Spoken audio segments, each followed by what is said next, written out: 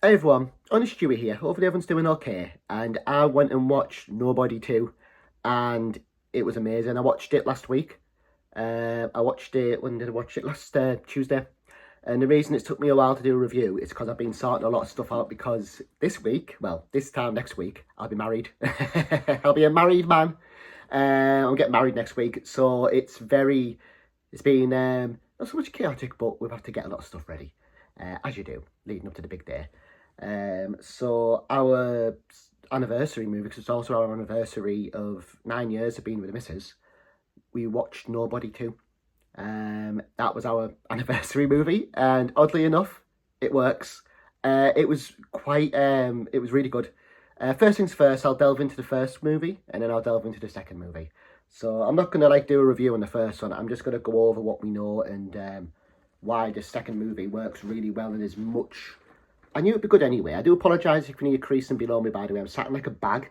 I've had to move a lot of stuff around my room. As you can tell where the camera's set up, and the Highland cow's now right behind me. I've had to move stuff around the room because I've been sorting my suit out and just moving stuff around. I'm a little mooch about. So basically, this picks up pretty much where we leave off. It's been a few years, but the kids are still in school. The lads, his son's now doing is it football, American football. The daughter is, I can't quite remember what the daughter's doing. I think she's drawing a lot of stuff, like being nice. And they've got the cat, and you know what the cat's called? Lasagna.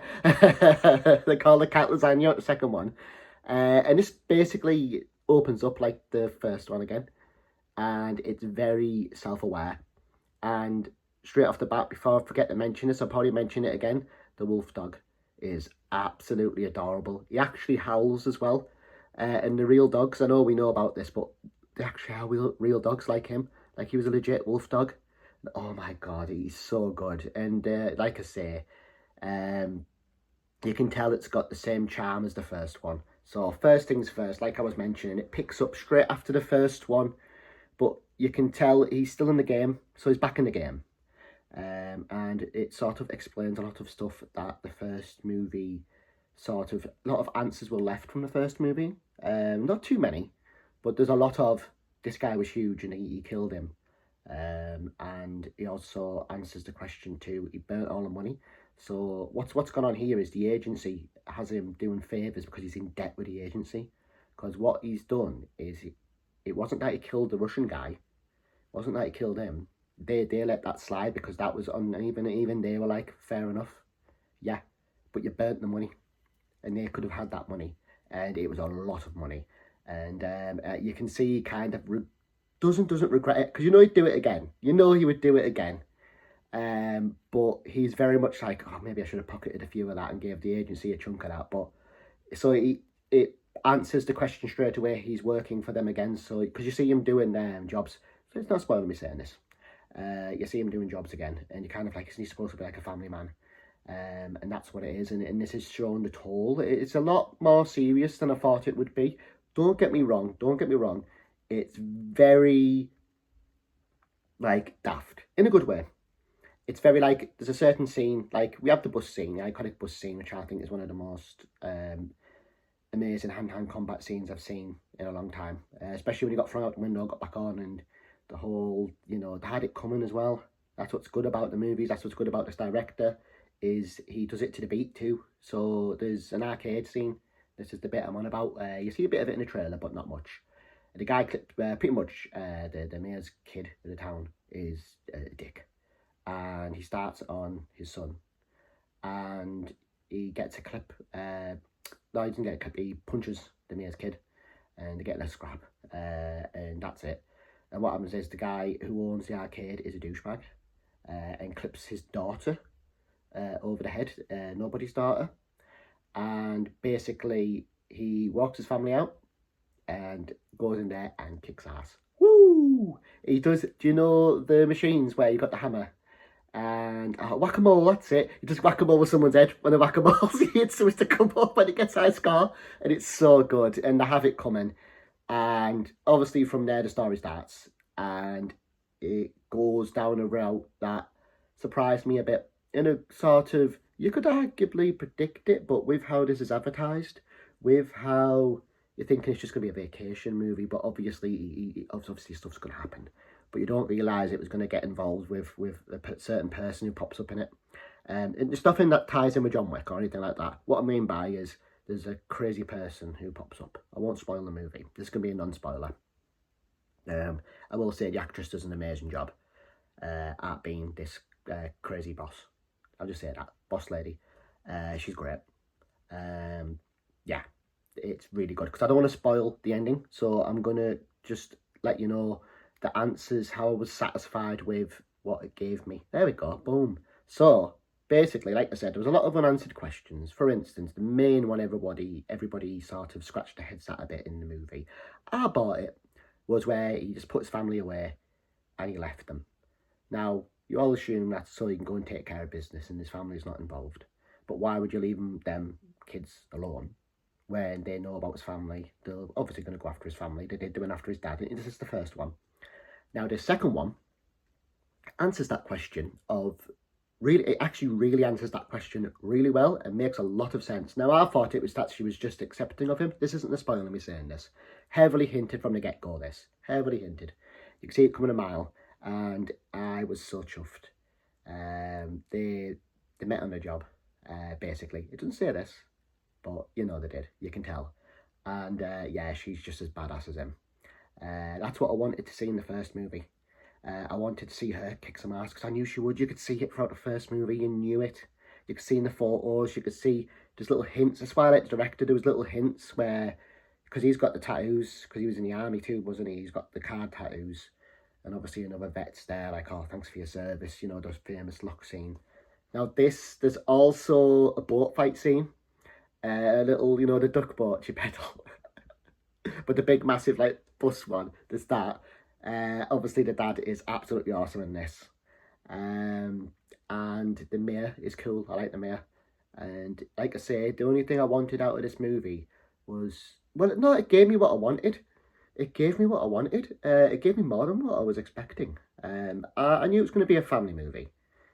By that regards, I don't mean it's a family movie it's safe to watch. It's very grim, especially some of the deaths near the end. Woo-wee, there's a certain slide death. Oh my god. Ooh.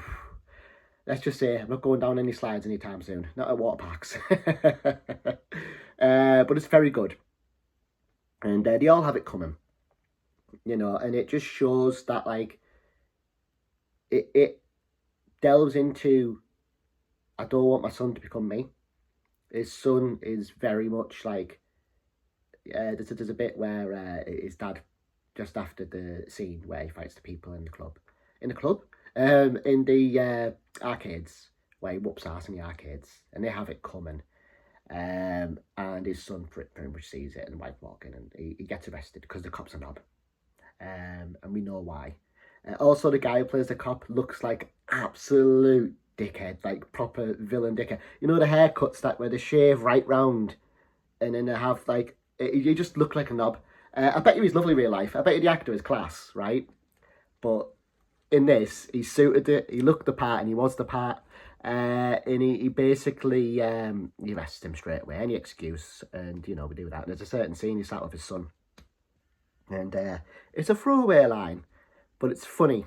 And he goes, "Son," and this is after he's gone in there and got them arrested. Basically, you need to take more responsibility for what you do. Because his son went, "That was so badass, that dad." And he went, "Son, you don't want to be like me. You want to take a lot more responsibility in what you're doing and think about what you're doing." And he was just like, I burst out laughing. The whole audience did, the whole theatre, your crowd. And I was just like, this is the humour that makes nobody different from John Wick. Like, it sounds daft, but nobody is a cute movie. Like, when it comes to its core, it's a family movie. It's about family. And it's basically if John Wick had a family. That's the best way I would say, because you know he's done similar things John Wick has done. You know he is nigh on the same thing. He would give a John Wick. Oh, excuse me, one moment. Oof, damn, that was minging. I say minging and a grog. Yeah, I know, lovely. Hay fever, allergies, and they're out too, and I don't get out. So, as I was saying, him and John Wick, he would give John Wick a run for his money if he was fighting John Wick.